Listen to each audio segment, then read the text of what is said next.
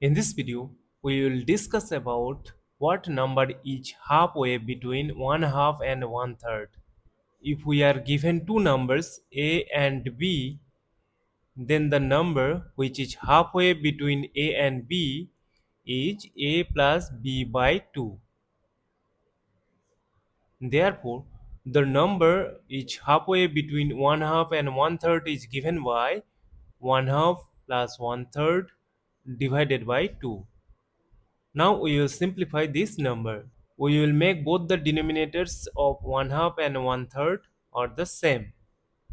For that, we will multiply both the top and the bottom of one half by 3,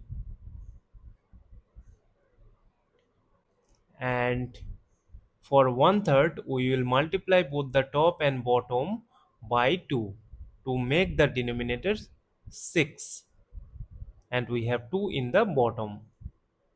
Simplifying, we have 3 divided by 6 plus 2 divided by 6 divided by 2.